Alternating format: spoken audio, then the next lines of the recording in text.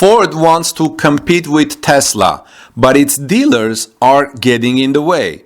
It's one thing to have a product that competes with Tesla. It's another to have the sales experience, and Ford's old dealership model isn't helping. Welcome back, dear friends. This is Armen Harayan from TorqueNews.com. If you are here first time, please subscribe to our channel for daily Tesla news and ring the bell so you don't miss my next coverage. Tom McParland reports in Jalopnik that Ford wants to compete with Tesla with online sales, direct sales with invoice, but its dealers are getting the way. Tom says Ford Motor Company is serious about offering more electric cars in its lineup. The Ford Mustang Mach-E and the upcoming F-150 Lightning electric pickup truck are impressive products, and I agree. However, the company's approach, Tom says, to actually selling these cars is leaving some customers frustrated and looking elsewhere. While short-term sales seem good right now, the long-term impact may not be, in my opinion, unless Ford changes something with the sale of electric vehicles or has some agreements with its dealers.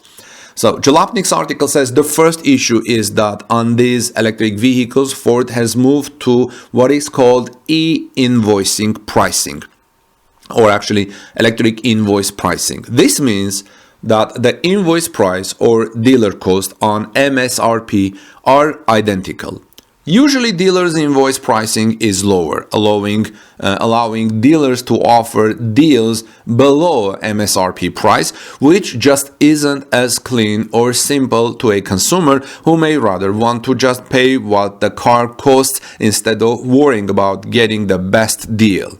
Whether Ford will admit it or not, with this e-invoice pricing, it seems to be taking a page from Tesla's playbook, where everyone pays the same price for a car. If you buy a Tesla, the price online is what you pay.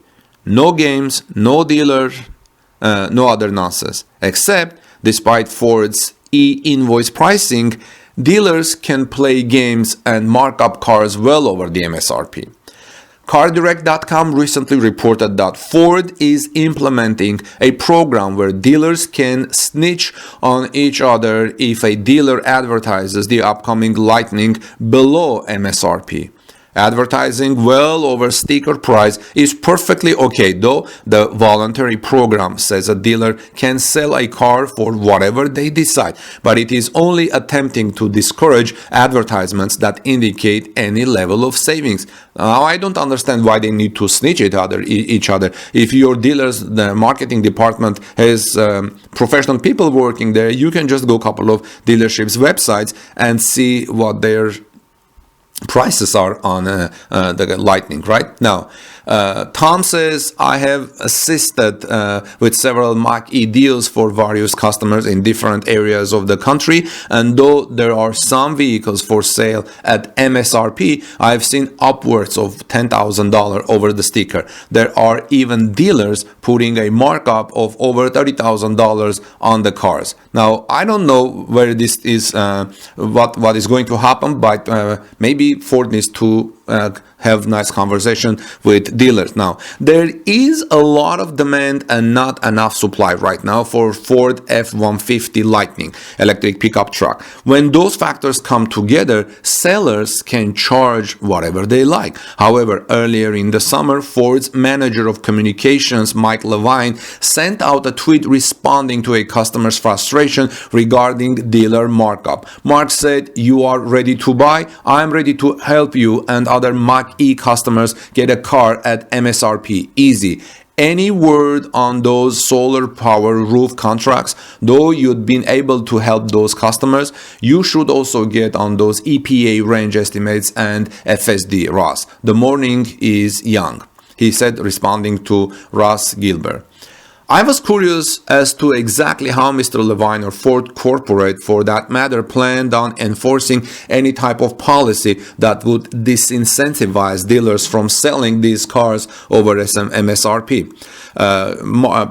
Jalopnik's author reached out to him on a few occasions to get clarity on the matter, but did not get a response. He says, I did get a response from Emma Berg, who is the director of Ford's communications for electric vehicles. The response was, if a customer isn't happy with their dealer, our team can help them find a different dealer that's a better match. Dealers are independent franchises, and ultimately the final price a customer will pay for any vehicle is agreed between themselves and the dealer. Jalopnik's author says, I totally understand the franchise agreement and that dealers can sell for whatever they want. While I think it's great that Mr. Levine was personally active in communicating with dealers on behalf of customers, it's also not a great look for the brand when your PR representative has to be an intermediary between the customer and the retailer. There are ways to limit this practice if an automaker was actually serious about it. In 2014, Dodge put a plan in place to limit Hellcat markups and tied future vehicle allocations to how fast the dealers sold the first round of Hellcats. This is good, if that means the dealers need to bring the prices down to move more cars faster, and then they will get more cars from the company. While Ford cannot dictate what a dealer can sell or car for, it could perhaps tie future allocations for other in-demand cars based on how many vehicles a dealer sells at or below MSRP. The other issue is that when it comes to leasing Ford's electric vehicles, lessees cannot take advantage of the tax credits as part of a cost reduction on the car. Ford Financial Services will not pass this rebate on. Several brands use the federal electric vehicle tax credit as essentially an upfront discount on leases. For example, if you lease Volkswagen ID4, which like the Mach-E has no margin between the invoice and MSRP, you get the $7,500 rebate, which makes the Volkswagen lease much more competitive than a similarly priced Mach-E. Right now, demand is for outpacing supply, which creates a market where the sellers have the leverage, but that won't always be the case. Tesla has been drawing customers not just due to a compelling product, but because people don't want to buy cars with typical dealer hassles. If Ford and other mainstream automakers want to compete in that space, offering electrified vehicles alone is not enough. Automakers are going to have to figure out a way to work with their dealerships so that the sales process isn't sending electric vehicle clients to competitor. In the meantime, friends, Tesla's sales model expected to create major ripple effect through the whole industry. Tesla has revolutionized automotive sales with its sales model because the cars are sold directly to the consumer. Tesla has been a practice that has worked well for Tesla. Actually, this has been a practice that has worked well for Tesla.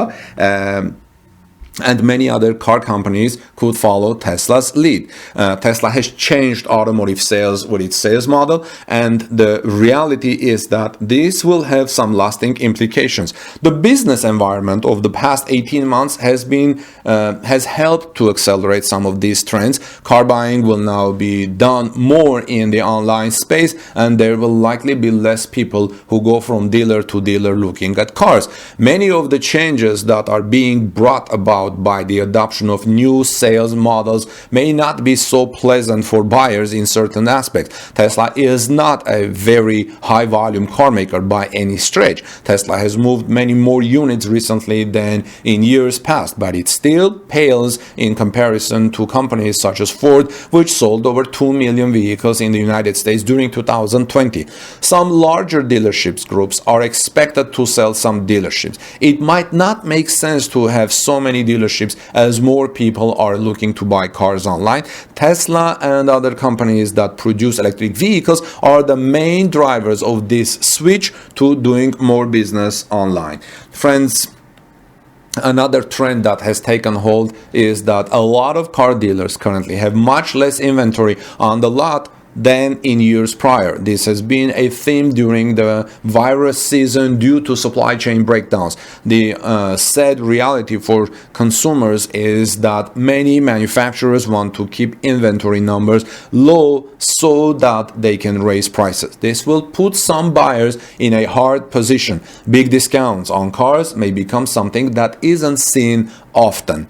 There will still be car dealerships in the years to come, but there will be less of them. Dealers may do better if they can charge higher prices, but it will depend on the make of the car. But now, like we saw from the Ford's case, Ford and like Dodge has done, may have some things in place to disincentivize dealers to charge higher prices, because they also want to move to selling things online. So what are your thoughts, friends, on the Ford's problem, Tesla's advantage here, and Tesla changing the dealership model? This is Armen Harian from TorqueNews.com. Please subscribe to our channel for daily Tesla and electric vehicle news, and ring the bell so you don't miss my next coverage. We will also have Ford electric vehicle coverage soon initiated. Have a great day. God bless you, everyone. Please give us thumbs up for this report, and I'll see you soon in our next report.